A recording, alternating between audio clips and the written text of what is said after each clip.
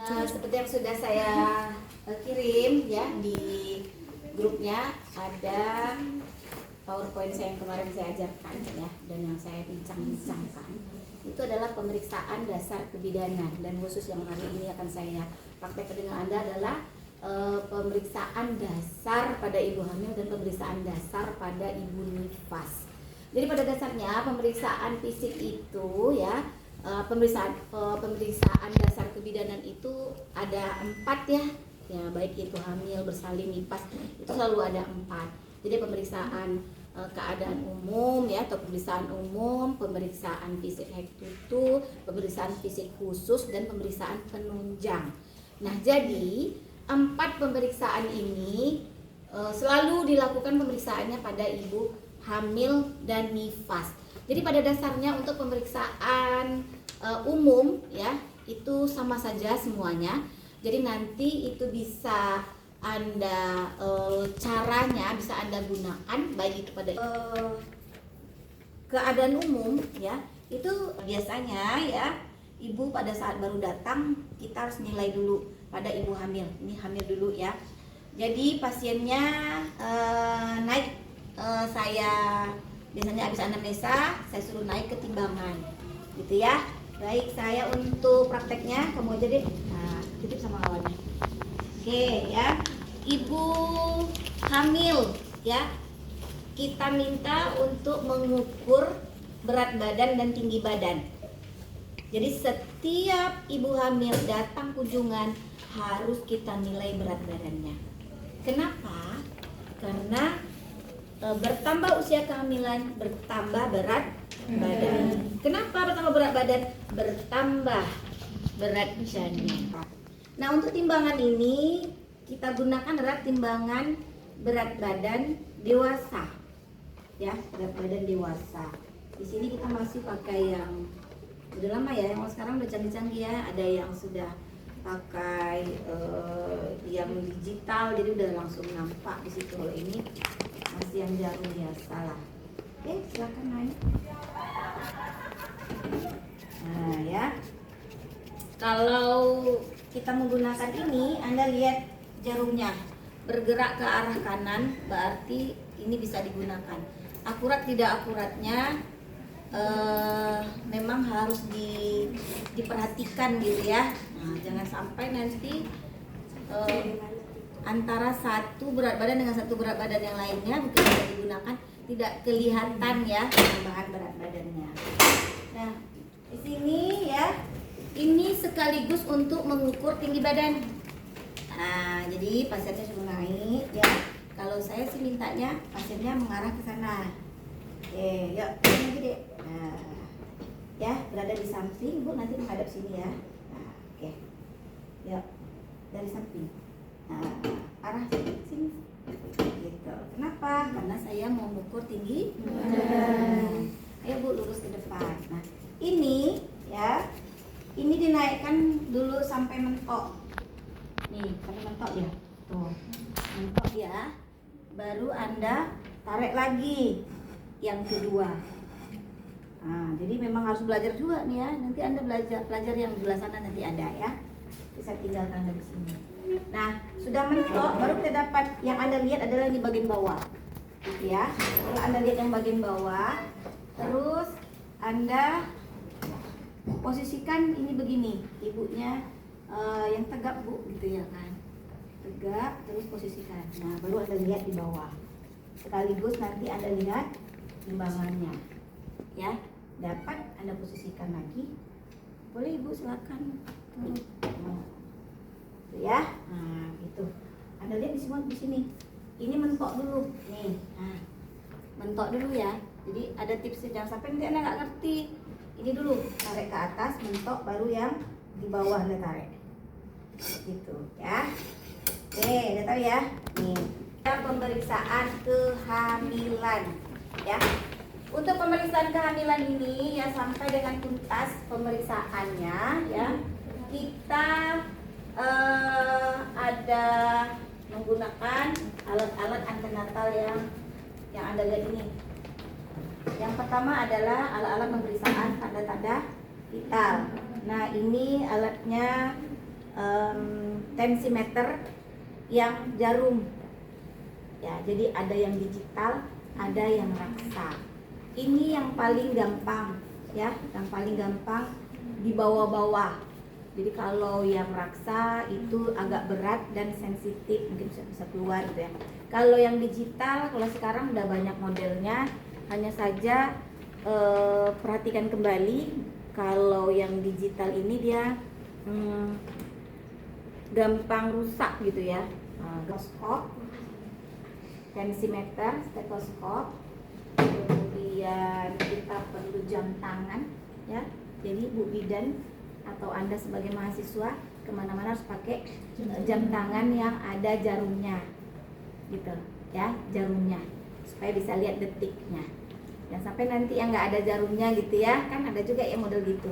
Kayaknya Anda harus ganti yang ada jarumnya, karena nanti Anda kalau praktik di lapangan itu pasti digunakan. Kemudian kita perlu termometer karena masih TTP. Nih, termometer yang di sini yang digunakan adalah termometer digital, ya. Nah, termometer digital, pastikan dia bisa digunakan. Nah, ya, jadi kalau misalnya berbunyi terus ada angkanya, perhatikan lagi mulai dari angka yang 0 gitu ya. Isi tertentu ya. Kita perlu pen light. Nih, pen light. Jadi kalau Anda beli set ini, biasanya itu udah lengkap ya sama ini. Ini yang lengkap semua ya. Ada pen light seperti ini kita gunakan. Kemudian ada refleks hammer atau refleks patella. Ya. Bu, yang mana yang digunakan? Ini dan ini bisa digunakan. Bisa. Kemudian kita, karena ini adalah pemeriksaan kehamilan, kita perlu ukur lingkar lengan. Ya, di sini Anda lihat ada gambar ibu. Ini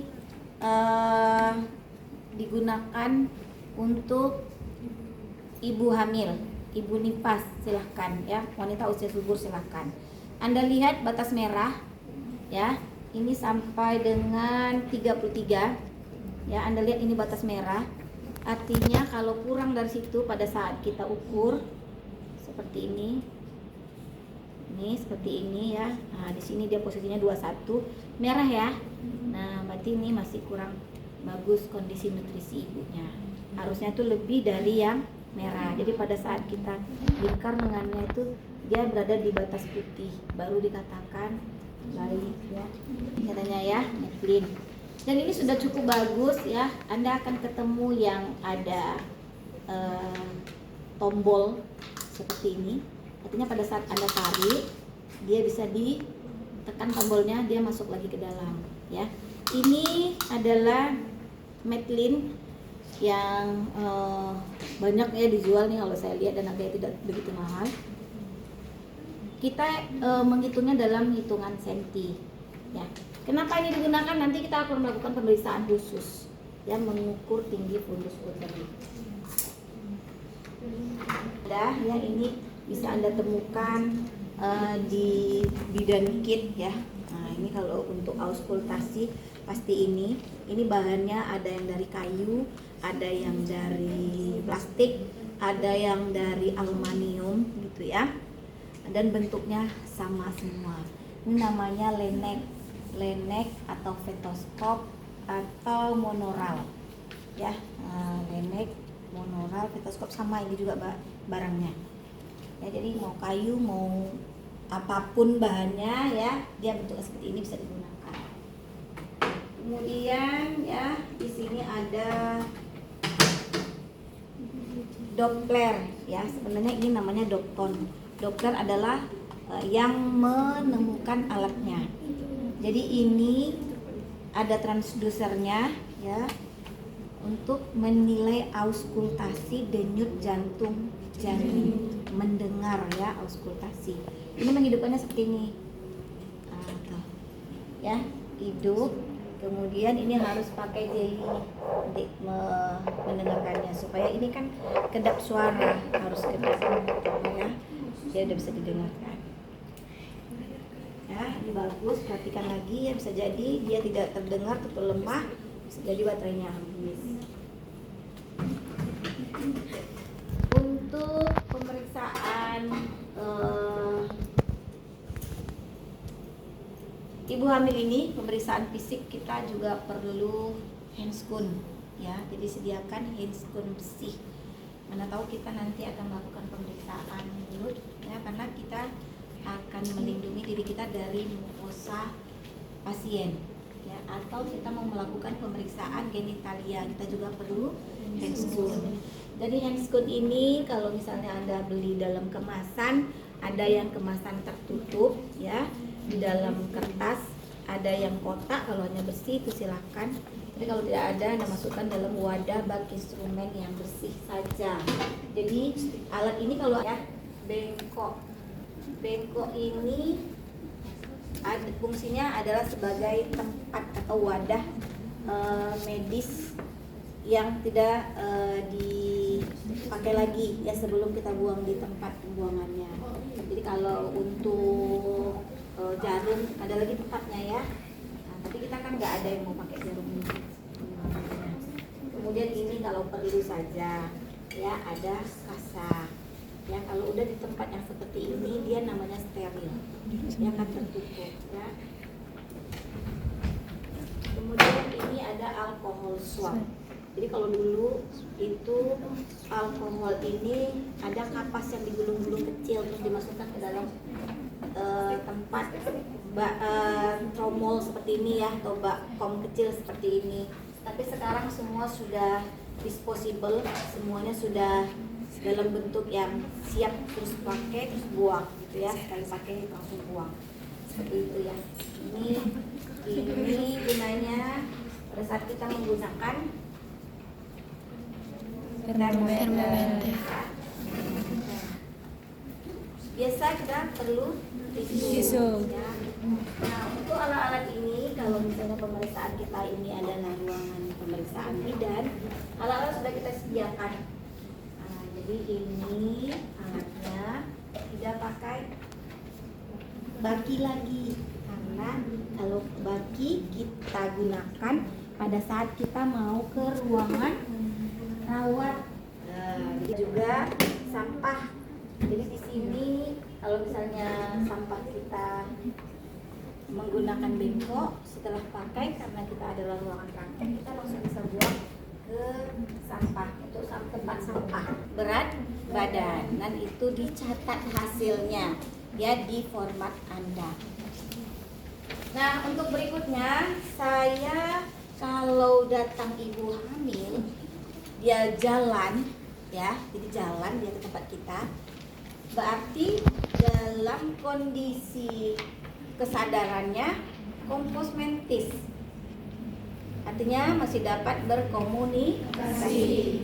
Jadi kalau periksa AEC di tempat Bu bidan hamil, kemudian dia masih bisa ngomong, itu namanya kompos mentis. Anda sudah baca slide saya kemarin ya. Berarti ada yang enggak ya Bu? Ada. Misalnya ibu hamil yang dipapah suaminya, bisa jadi dia tidak sadar lagi. Atau ibu hamil ya, karena ini ibu hamil, jadi pada dasarnya ibu hamil itu menghindarkan untuk pemeriksaan dalam tirah baring seperti ini. Kenapa? Karena beban abdomen, ada bayi di dalamnya. Pas di bawah uterus itu ada vena sentral, vena cava inferior yang persis di bawah uterus. Jadi pada saat kita terlalu lama memeriksa ibu hamil, tiduran seperti ini, ibunya bisa tiba-tiba pucat dan pingsan. Kenapa? Terjepitnya atau tertimpanya vena cava inferior oleh beban abdomen, yaitu bayi, sehingga menyebabkan aliran oksigen ke otak itu menjadi minus atau kurang. Jadi ibunya bisa tiba-tiba kekurangan O2 sehingga pingsan. Jadi bagaimana Bu baiknya? Kalau misalnya Anda mau melakukan di meja Anda, silahkan. Nah, jadi nggak tiduran. Ini karena lihat contoh ini aja, ya. Jadi di mana? Pada saat di atas meja, Anda siapkan alatnya, dekatkan, ya. Kemudian Anda lakukan pemeriksaan. Apa saja yang bisa dilakukan di meja? Yang pertama, lakukan anamnesa. Yang kedua, lakukan pemeriksaan tanda-tanda vital. Yang ketiga, pemeriksaan fisik lainnya yang dapat dilakukan sambil duduk. Sudah paham kenapa tidak kita lakukan di tempat tidur? karena ada penekanan abdomen atau uterus pada vena cava inferior. Nanti oksigen. Tanda-tanda vital dulu ya. Pada saat Anda melakukan pemeriksaan tanda-tanda vital ya, kita bisa kerjakannya barengan. Barengannya dengan apa, Bu? Nah, sambil barengannya pakai apa? Stetoskop. Nih, kita bisa barengan pemeriksaan suhu ya, pastikan alat Anda masih benar. Kemudian ibunya minta untuk mengelap aksilanya. Kenapa Bu dilap-lap? Ya namanya kita di cuaca yang tropis kayak gini, panas ya kan, berkuah semuanya ya kan. Ternyata keringat itu dapat mengaburkan hasil dari pemeriksaan suhu. Jadi minta ibunya dulu ngelap, jangan Anda yang ngelapnya ya. Kemudian minta ibunya, Bu, lap dulu ya Bu, sebelah sana. Jadi dia ambil pakai tangan yang ini, dia akan lap gitu ya, dia lap. Nah pada saat dia ngelap, dia akan kembali ini nih sama kita. Nah Anda sodorkanlah bengkoknya, jangan Anda ambil ya kan. Nah Bu bidannya harus jaga PI kan ya. Nah sodorkan, dia kasih. Nah ini gunanya ya, banyak nanti gunanya lagi yang lainnya ya. Jadi setelah dia lap, baru kita pasang. Oke, pastikan ya, pastikan dia pas. Terus ini dilipat. Oke ya, sudah terpasang. Nah itu kan cukup lama, jadi pada saat itu terpasang, Anda bisa menilai tekanan darah, ya kan? Nilai tekanan darah, pasang.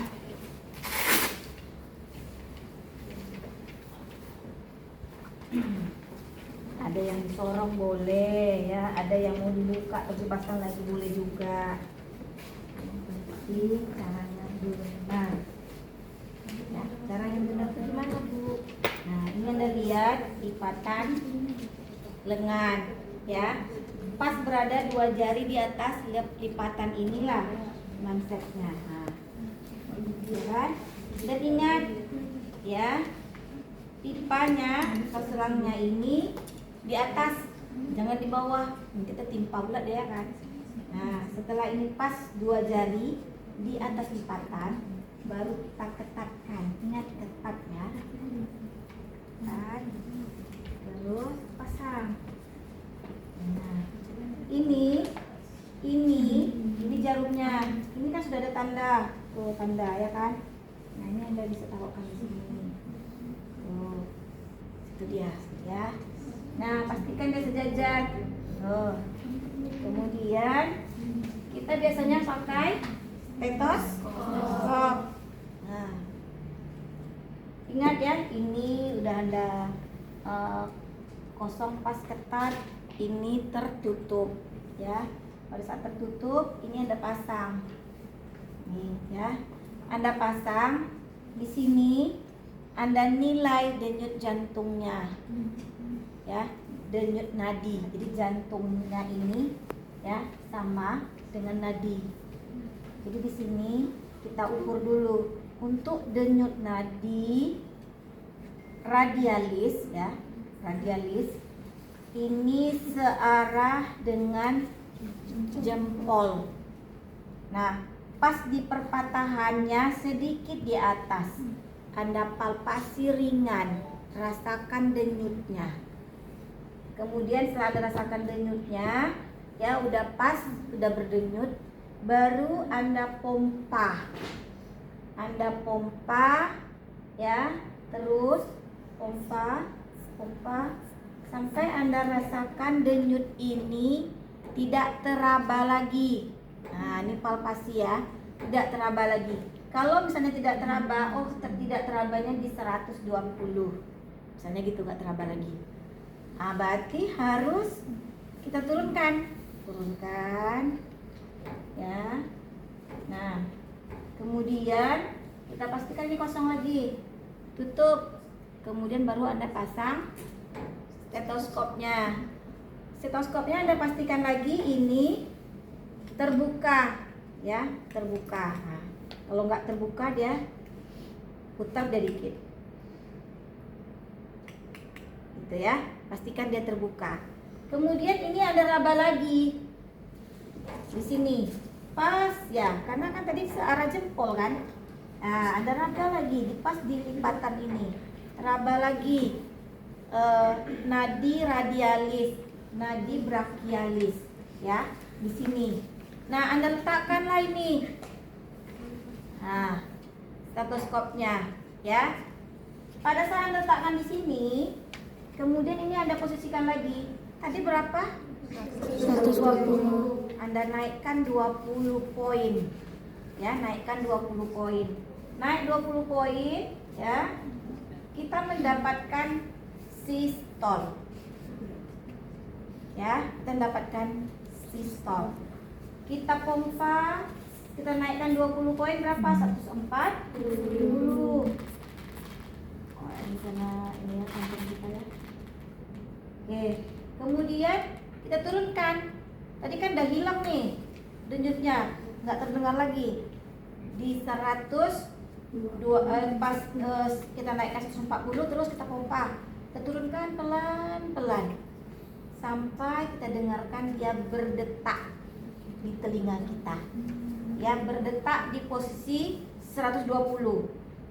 Kan masih berdetak dia. Kita mau cari diastol. Kita biarkan sampai bunyi detak itu hilang.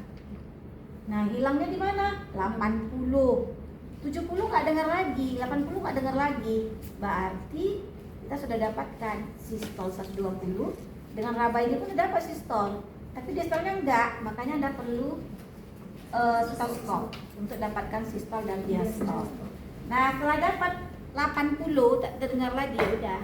Jadi udah benar, ya Anda udah dapatkan. Nah, ya kan? Kita sudah dapatkan TTV, ya. Takkan, nah, misalnya, inilah suhunya. Kita lihatlah. Nah, ya. Berapa ini ya? Oh, 37,2. Normal nggak? Masih normal, karena tidak normal itu 37,8 ke atas. Itu sudah masuk suhunya tinggi, ya. Suhunya demam. Nah, ini ya. Ini udah Anda baca. Alat kita ini sudah bersentuhan dengan cairan keringat ibu. Makanya Anda perlu alkohol swab untuk desinfeksi pada bagian yang memang terkena ya. Nah, tuh boleh kok pakai tangan Anda. Gitu. Ya. Nah, ini ada bengkok kita. Taruh lagi bengkok. Simpan lagi. Jangan sampai lupa. Ya, karena kan nanti bersentuhan dengan pasiennya loh. Oh ya. Sudah. Ini Anda rapikan kembali. Ya, itu sudah dapat tekanan darah ibu 120/80. Normal nggak ya? Normal ya. Kapan dia tidak normal? Ya, bila sama dengan atau di atas 140 pada sistolnya. Ya, pada diastolnya bila lebih dari 90. Jadi kalau 95 itu tidak normal, walaupun dia 130 tidak normal juga ya. Berarti untuk diastolnya. Oke, simpan ya. Pada ibu hamil harus lebih dari 23,5.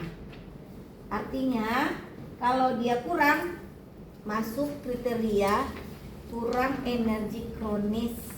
Nah, kenapa dia kek bu? Nah, ya, ini penilaian status gizi berdasarkan massa otot. Berdasarkan massa otot. Jadi kalau misalnya Anda ada kurus, itu biasanya lengannya juga kurus. Tapi kalau misalnya Anda berat badan berlebih, lengannya juga ikut berlebih. Jadi nggak ada yang berat badan berlebih lengannya kecil, nggak ada. Dia ada ngikut. Nah, jadi ini yang paling gede massa ototnya. Ya, bagaimana cara pengukurannya? Cara pengukurannya adalah Anda pastikan di sini ada tulang yang menonjol, ya. Jadi tanya dulu, ibu dominan kalau kerja pakai tangan kiri kanan? Tangan kanan bu. Berarti kita ukurnya di mana? Tangan apa? Tangan kiri. Kenapa? Karena biasanya tangan yang dominan bekerja, biasanya ototnya terbangun dengan baik. Jadi sehingga mungkin itu akan mengaburkan hasilnya. Jadi kita pilih tangan yang kiri ya. Kita minta ibunya untuk melipat tangan, lipat tangannya ya bu. Tangan sana ya, ya. Bukan tiduran ya, ibunya boleh duduk tadi ya. Kemudian kita cari yang bagian yang menonjol yang disebut dengan acromion. Kita posisikan ini 0. Nih ya, di 0 ini ya, karena kan ke ibu ya, gambar ibu pilih.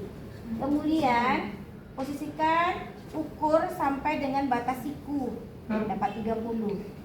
Setelah dapat 30, cari bagian tengahnya di 15. 15 bagi 2. Kemudian kita ukur. Lihat sebetulnya ini kurang gizi atau enggak ini? Oh, enggak kurang gizi dia ya. Berapa hasilnya? 24,5 ya. Tidak. Oke. Lakukan pemeriksaan fisik. Tadi kita kan maunya ibunya duduk aja ya. Duduk aja. Lakukan pemeriksaan fisik. Yang pertama, kita mulai dari yang paling atas. Head to toe. Head to toe. Ya, sampai kaki. Nah, kita lihat rambutnya ya. Nah, kita tanya ibunya, Bu, bersih nggak kira-kira rambutnya ya? Ini kalau ini rambutnya gimbal ya, nggak pernah sampoan ya. Ya, kita lihat rambutnya, bagaimana rambutnya ya. Kira-kira rambutnya sehat nggak? Karena kita adalah orang timur ya, kita rambutnya hitam. Nah, yang muka ini kita lihat apakah ibu hamilnya ada plasma gravidarum. Kelihatan bola mata, bagian putih adalah sklera. Jadi saya hanya menjelaskan, sebenarnya pemeriksaan ini cuma sekilas ya, tapi penjelasan saya aja yang lama. Nah, karena kalau Anda melakukannya sebentar ya. Tadi kan mata bola matanya, apakah bola matanya kiri dan kanannya itu simetris nggak? Emang ada yang nggak simetris ya? Ada yang juling gitu ya. Nah, ada yang tidak simetris. Oh, bola mata kiri kanan simetris. Sklera kan bagian putih-putih ini ya. Nah, kalau saya lihat Anda semua putih semua ya. Nah, nggak ada yang agak kekuningan. Jadi kalau misalnya Anda lihat ada yang kuning, ada, atau ada yang merah, ada yang sakit mata ya, ada yang kekuningan, itu ikterik ya, ada gangguan. Nah, untuk melihat konjungtiva itu nggak bisa lihat begini aja.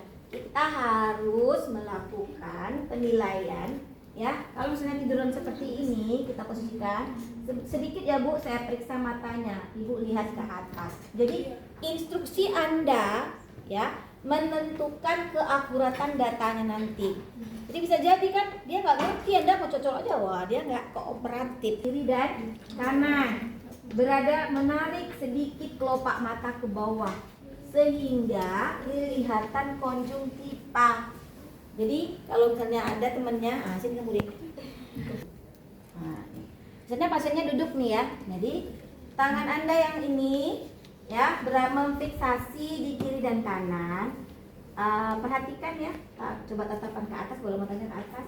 Nah, seperti ini, nampak nggak? Seperti di gambar saya, nampak? Nampak. Konjungtivanya apa Anda lihat tadi? Warnanya? Bukan. Apa? Merah muda. Ya kan?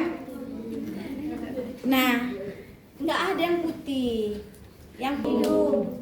Jadi kalau untuk hidung, ibunya diminta mendongeng. Jadi kan duduk ya, Bu, sedikit Bu, tarik ya. Kemudian Anda punya pen light ya. Anda lihat. Sebenarnya untuk pemeriksaan hidung yang sebenarnya ada lagi alat khusus untuk pemeriksaan hidung. Tapi karena kita kan tidak khusus untuk itu ya. Nah, kita hanya sekilas saja.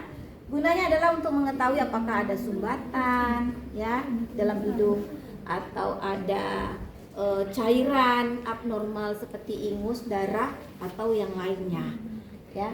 Kemudian kalau misalnya untuk hidung, kita suruh ibunya sedikit, Ibu lihat ke atas. Nah, Kita pakai pen lightnya. Kalau kita mau lihat telinga, Bu geser ke arah sana, Ibunya geser sedikit. Kemudian telinganya ya, kalau di luar ini saja kita udah lihat ya kebersihannya. Kita mau lihat apakah telinganya ada pengeluaran cairan yang abnormal. Cairan yang abnormal ya, kita tarik sedikit kupingnya ke atas. Kemudian kita beberkan sambil kita lihat dengan pen light. Bagaimana, apakah ada serumen yang mengganggu? Tahu serumen? Nah, saya rasa bisa menggunakan handscoon, ada juga tidak. Kalau Anda mau pakai tong spatel ini ya, ini kan bersih ya, tangan Anda juga bersih. Anda minta aja ibunya buka mulutnya lebar, kemudian beberkan, lihat dengan pen light. Kemudian Anda masukkan bila es krimnya untuk menahan lidahnya dan suruh ibunya untuk membuka lebih besar mulutnya. Anda butuh apa yang dilihat di dalam mulut ya? Di dalam mulut kita melihat lidah, kita melihat gigi, kita melihat gusi, kita melihat anak lidah atau pangkal lidah yang berada di tenggorokan ini. Jadi sekali kita membuka, membeberkan, Anda langsung lihat semuanya. Jadi yang Anda lihat adalah normal atau tidaknya. Pada saat Anda membeberkan semuanya, yang membeberkan semua, Anda kan mau lihat kiri dan kanan. Anda lihat giginya. Giginya apakah ada yang berlubang atau tidak? Apakah ada karang gigi atau tidak? Kemudian kita lihat di bagian pangkal tenggorokannya apakah ada memerah atau tidak. Gitu. Apakah ada memerah nggak samping-sampingnya? Coba kalau Anda lagi demam. Sekarang Anda lihatlah dulu. Punya teman pokoknya di bawah gigi lah, di sini ya, di sini. Pada ibu hamil sering terjadi gangguan gusi berdarah, gigi berlubang, ya kan? Kenapa, Bu? Nah, memang gitu ya.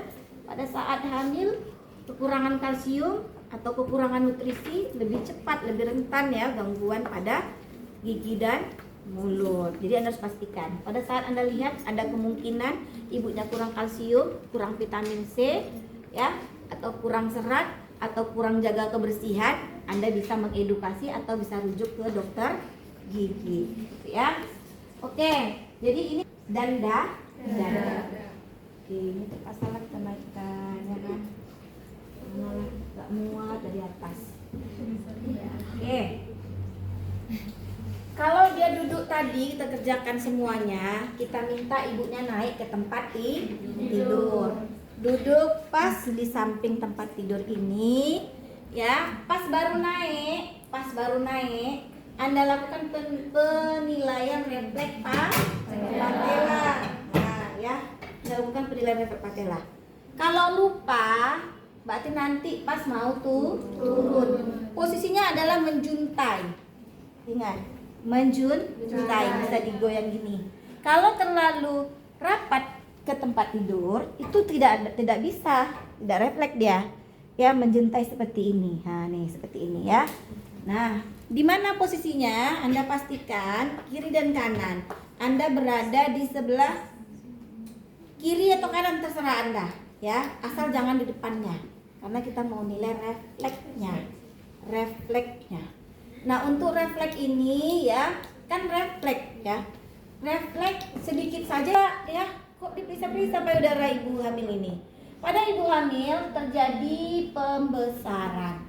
Semakin bertambah usia kehamilan semakin besar karena pengaruh hormon dan persiapan menyusui. Jadi pemeriksaan payudara ini yang pertama kita lakukan adalah inspeksi. Kita lihat. Nah, kalau kita lihat ini, ya kita kan lihatnya ke arah sini. Bu, sedikit ya Bu, saya buka, saya lihatlah payudara ibu ini normal nggak ya, gitu ya. Nah, kalau kita lihat sekarang kita lihat ke arah ibunya, seperti ini lihat nih ya. Yang kita pertama lihat adalah payudara kiri dan kanan. Apakah dia sama besar? Ya. Nah, lihat seperti ini. Oh iya, sama besar. Ya kan, udah besar sama besar ya. Kemudian ini adalah puting. Puting kiri dan kanan. Puting ini menonjol. Nanti ada lagi yang datar seperti ini. nanti ada lagi yang tenggelam seperti ini masuk ke dalam. Nah, berarti dari sekarang kalau Anda ketemu hasilnya, ya kan, payudara simetris kiri dan kanan, puting tenggelam. Kalau seperti itu Anda ketemu ibunya ini adalah sekarang sedang hamil, artinya Anda perlu mengedukasi ibu bagaimana merawat payudara sehingga payudara ini yang tadinya tenggelam menjadi keluar. Berarti nanti setelah selesai Anda periksa, Anda ajarkanlah bagaimana supaya putingnya menonjol. Penting pula Bu dia menonjol. Ya penting, nanti dia persiapan menyusui. Oke, banyak yang ibu hamil, ibu bersalin itu payudara putingnya tenggelam, akhirnya nggak mau nyusui, ya. Nah, tak sukses pastinya. Oke, ini kita lihat. Kemudian kita juga menilai apakah ada benjolan. Nah, bagaimana caranya? Ya, caranya adalah ya tangan kiri yang arah ke kita, berarti kanan dulu ya. Bagian kanan, nah kita naikkanlah ini ke atas ya Bu. Saya periksa ya Bu, ada benjolan atau enggak. Nah gitu. Satu memfiksasi, satu meraba. Tuh, ya, satu meraba seperti ini. Nah, satu lagi meraba, satu memfiksasi, satu meraba. Seperti itu kita lakukan kiri dan kanan. Nah, kalau Anda mau coba boleh periksa sendiri, kan ada Sadaria pemeriksaan sendiri. Oke ya, ini pada payudara. Nah, kita juga melakukan pemeriksaan pernapasan dan pemeriksaan jantung ya. Nah, tadi kita sudah melakukan pemeriksaan nadi, ya kan? Nah, tinggal tadi kita ya pemeriksaan pernapasan. Nah, untuk pemeriksaan nadi tadi ya, nadinya tadi kita hitung dapatlah 84, ya kan? 84. Kalau dia 84 masuk kriteria normal. Normalnya 60 sampai dengan 100. Kalau kurang dari 60 atau lebih dari 100 kita khawatir. Lihat lagi tensinya. Oh, tensinya memang rupanya 150. Kita pergi ke dokter selalu tuh. Ya, ini pastikan ya bisa terbuka ya, minta ibunya bernafas, lakukan pada titik penilaian pada dada anterior, jadi nggak usah dari belakang ya, dulu susahnya aja. Dinilai di atas payudara, dengarkan Bu nafas. Kalau rasanya masih bebas ya, ada suara tarikan nafas bebas, tidak berat atau tidak cepat, berarti ini masih normal. Jadi bisa dilakukan di sini. Nih titiknya. Tarik nafas Ibu, nilai. Tarik nafas Ibu, nilai, ya. Kemudian titik di sini, ya. Kemudian di sini sampai di bawah payudara. Terus pada titik itu. Anterior saja, tidak perlu yang di belakang. Kemudian kita nilai dengan detak jantungnya, auskultasi detak jantung. Kita posisikan dia berada di bawah payudara sebelah kiri. Nah, kan kiri pun Ibu udah tahu lagi. Ya, kemudian kita nilai, ya, kita nilai bagaimana detaknya. Nah, tadi kita sudah nilai dan mengatakan bisa. Kalau Anda masih belajar, hitung aja lah 1 menit penuh, ya. Hitung 1 menit penuh. 84, kan? 84 normal, artinya normal dia, tak ada peraturan obstetri atau pemeriksaan khusus. Jadi memang Anda harus baca pemeriksaan khususnya. Pemeriksaan khususnya adalah pemeriksaan palpasi. Apa saja yang kita nilai di palpasi ya, di abdomen. Yang pertama adalah inspeksi. Kita mau lihat di abdomen ini apakah ada pembesaran abdomennya. Kalau kata ibunya sudah hamil sekitar 8 bulan, apakah ada pembesaran abdomen? Anda lihat ada nggak ya? Ini ada, ini besar abdomennya, ya kan? Oh, ada pembesaran abdomennya. Bagaimana pembesaran abdomennya? Oh, dia memanjang. Oh, berarti dia tidak lintang nih bayinya. Coba bawa itu, ya. Ini besarnya ada, ini bayinya. Jadi normal bayi itu di dalam perut kayak gini bentuknya.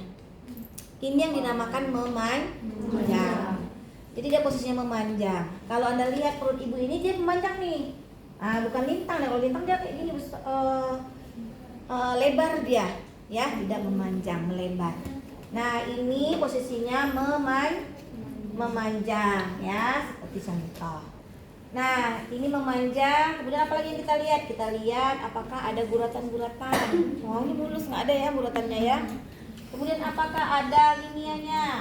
Di sini linia itu dari sini, ya. Kemudian baru kita lakukan. Tadi kan baru inspeksi, kita lakukan palpasi, kita lakukan penilaian auskultasi. Tadi yang kita dengarkan adalah denyut jantung ibu. Sekarang pada saat auskultasi kita dengarkan denyut jantung janin, sama-sama jantung, ya. Nah, untuk palpasi ini ada caranya, ya. Saya tidak menuntut Anda mampu, tapi kalau pemeriksaan fisiknya silakan Anda pelajari benar-benar ya supaya Anda tahu. Nah, untuk palpasinya kita menggunakan Leopard, ya. Leopard 1 untuk menentukan tinggi fundus uteri. Jadi arahkan kita ke arah ibu, ya. Kita berada di sebelah kanan. Nah, sebelah kanan ya. Sebelah kanan menghadap ke ibu, lihat ke atas, kaki ibunya ditekuk, kita posisikan tangannya di kiri dan kanan perut ibu yang bagian bawah. Pas nih. Jadi kalau ini namanya simfisis, ya. Simfisis. Kalau ini pusat. Kalau ini pas di sini ada tulang segitiga, ini namanya PX. Jadi penunjuknya adalah simfisis pusat PX. Jadi tangan kita berada di sini, kemudian kita lihat ke arah ibu, kita posisikan tangannya di kiri dan kanan, kita bawa terus kumpulkan perut ibunya ke arah tengah sampai kita menilai di sini ada batasan. Nah, batasan inilah yang disebut dengan fundus. Jadi kalau Anda belajar uterus itu ada 3 bagian, ada fundus, ada korpus, ada cervix. Jadi yang paling atas, jadi kalau di sini posisinya ini yang paling atas adalah fundus. Yang ini adalah cervix. Bagian di tengah ini adalah korpus. Jadi pada saat kita melakukan palpasi di pemeriksaan obstetrik kita harus tahu TFU, tinggi fundus uteri. Jadi berada di sini tingginya. Jadi di mana? Kita posisikan tangan kita berada di pinggir atas simfisis, kita bawa terus bergerak mengumpulkan perut atau uterus ibu ke bagian atas. Nah, ketemu tahanan, disitulah namanya fundus. Nah, pada saat kita ketemu tahanan seperti ini, di sini nih, ya tadi kan penunjuknya adalah simfisis pusat PX. Jadi kalau seperti ini tangan saya, dia lebih dekat ke mana? Simfisis pusat atau PX? Lebih dekat ke mana? PX, benar. Jadi kalau hitungannya lebih dekat ke PX, jadi kita ngukurnya dari PX. Berapa jari nih? Kalau kayak gini? 4 gitu ya. Coba Anda baca lagi nanti. Nih kalau kayak gini. Jadi penunjuknya simfisis pusat PX. Kemana lebih dekat? Ke situ kita hitung. 4 jari di bawah PX. Dah. Nah, itu dia tinggi fundusnya. Oke. Nah, itu Leopard 1 menentukan tinggi fundus dan menentukan apa yang terdapat pada bagian atas fundus. Jadi tadi tangan kita menentukan bagian atas fundus. Kemudian tangan kita yang di sini kan gini. Nah, nampak? Kan gini, ya kan? Nih, tangan kita langkap di sini. Kita raba-raba, ya. Apa yang di fundus ini? Kalau Anda lihat bentukannya seperti ini, tangan saya yang berada di fundus ini apa ini? Saya raba, dia lunak. Agak bulat juga. Nggak mungkin dia kepala lunak. Berarti apa itu? Bokong. Jadi kita bisa tahu kalau Leopard 1. Karena tujuan palpasi itu tuh untuk meraba-raba, mereka-reka apa yang di dalam abdomen ibu ini ya. Posisinya, ya tahu kita itu janin, tapi posisinya pasti kita harus tahu. Benar nggak posisinya normal atau enggak nih? Ya karena kalau dia lintang ya nggak normal. Kalau kiri ke samping kanan. Kemudian satu menahan, satu meraba. Satu menahan, satu meraba. Nah, yang saya rasakan di sebelah kanan. Nah, kanan ini yang kalau saya raba adalah kanan. Kanan ibu hitungnya ya, bukan ada saya. Nah, itu adalah bagian. Oh, salah kita ini di atasin kita ya kan. Saya raba bagian kanan. Kiri. Saya raba bagian kiri. Bagian kiri ini saya rasakan bagian yang memanjang. Saya raba bagian kanan. Oh, bagian-bagian kecil, ada lutut, ada jari, ada tangan. Nah, kalau gitu, apa yang saya dapatkan? Saya dapatkan bagian kiri adalah memanjang. Ya kan? Bagian yang memanjang. Berarti punggungnya mana? Kiri. Punggung kiri. Itulah leopard 2. Kemudian tangan saya yang di sini tadi pindah saya tangannya ke bawah sini. Nih, di mana bawahnya Bu? Sini. Ini kan tadi tulang kemaluan nih. Ini kan pulpanya. Nih tulangnya. Nah, tangan saya itu di sini. Kan tadi sini. Saya pindah di sini. Ini leopard 3. Tadi kan saya rasakan di atas tadi ini lunak kan? Di sini saya rasakan itu agak bulat loh. Masih bisa goyang lagi dia. Nah, yaitu kemungkinan bagian terbawah itu leopard 3. Bagian terbawah adalah kepala. Ya, nah itu leopard 3 karena dia belum masuk jadi cuma leopard 3 aja. Ya. Nah, untuk menentukan tinggi fundus itu juga ada pakai sentimeter. Nah, ibunya tadi udah kita ukur fundusnya tadi berapa TFU-nya? 4 jari di bawah PX. Tapi kita kan juga pengen tahu dengan dengan sentimeter. Jadi kita ulang lagi ke atas, boleh pada saat tadi ya. Ulang lagi seperti ini. Kemudian bagian yang tertahan kita pegang. Nih, di nol tadi ya, di nol. Kita tarik melewati pusat. Terus sampai dia pinggir atas simfisis nih. Tuh, ya kan? Nah, udah dapat kan? Tapi ini ukuran inci. Kita baliklah. Nah, berapa? 32. Catat juga tuh, ya kan? Nah, udah dapet, ya. Nah, ibunya mengeluh juga. Mengeluh dia. Oh, belum lagi ya. Belum selesai. Kita lakukan pengukuran denyut auskultasi. Denyut jantung janin. Tadi punggungnya di mana ya? Sebelah kiri. Nah, sebelah kiri. Ini punggungnya sebelah kiri. Gini punggungnya. Gitu ya kan? Nah, pada saat kita ingin mendengarkan denyut jantung, apakah lenek kita letakkan di sini? Ya.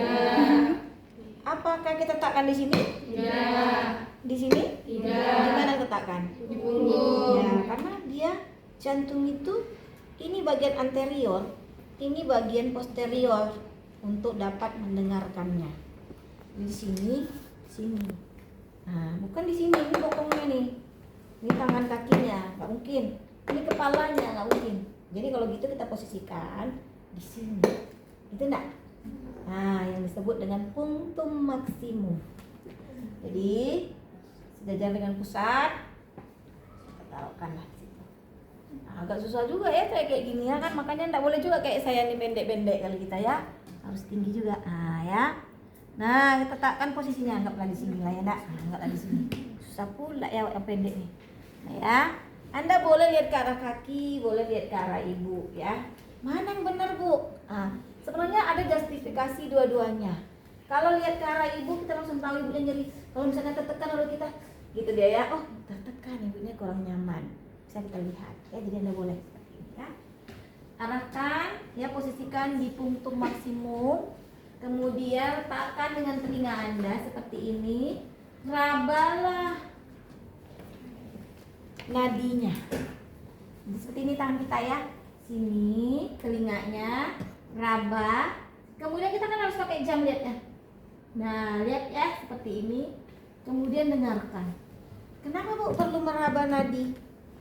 Karena denyut jantung janin itu dia 120 sampai dengan 160. Denyut nadi ibu itu kan sama dengan denyut jantungnya. Berapa tadi? 84. Kalau dipikir-pikir 2 kali lipat nggak jantung janinnya? Betul, 2 kali lipat. Sehingga pada saat nadinya berdenyut 1, dia 2. Saut-sautan. Jadi kalau di mana Bu arahkan? Hidupkan dulu. ya kan? Kemudian ini transdusernya, arahkan dia cari, kita pakai jarinya. Nah, sampai terdengarkan denyutnya tuk tuk tuk tuk tuk tuk. Nah, itu auskultasi. Ya, buka. Ya, lihat bagaimana apakah memang ada pengeluaran yang disampaikan ibu? Ya, apakah ada lesinya? Apakah ada cairan itu berbau atau berwarna hijau? Ya, kita bisa lihat. Kemudian kan lihat, ya, kita pasang dua-duanya, kita beberkan, kemudian kita raba, ya, kita raba untuk menilai apakah ada. Besok kalau Anda ujian, nah, ya, dibeberkan seperti ini, kita lihat benar ada lesi, benar ada pengeluaran cairan, ya kan? Terus kita raba, kan kita mau nilai apakah ada benjolan, rabalah di labia majora kirinya, kanannya, terus bagian bawah, sambil kita lihat apakah ada apakah ada varises, apakah ada bengkakan. Nah, kalau ada varises, catat ada varises, berarti harus ke dokter. Nah, ini kalau selesai ya, kanan gigi, ya, kita buka bagian bawah seperti ini. Nah, kita tarik nih ya ibu, saya mau lihat benar nggak ibu ada di bawahnya ini varises, ya, raba. Nah, kemudian teruskan kita lakukan pemeriksaan udem. Pemeriksaan udem berada di pada tulang tibia dengan 2 jari. Di tibia lakukan palpasi ringan. Jadi palpasi itu adalah tekanan dengan 2 jari seperti ini. Tekan. Nah, kalau misalnya ini kembali lagi, ini kan kembali lagi dia nih. Berarti kalau lihat kayak gini aja ibunya nggak udem, nggak usah diperiksa. Oh, nggak udem. Tapi kalau udem, lakukan palpasi pada tulang tibia atau ingat, atau punggung kaki atau mata kaki. Udah gitu aja. Jadi untuk pemeriksaan dasar pada ibu hamil, ya, udah semuanya. Ya, pemeriksaan penunjang bu? Nah, nggak perlu kan, udah belajar juga pemeriksaan penunjangnya kan? Pemeriksaan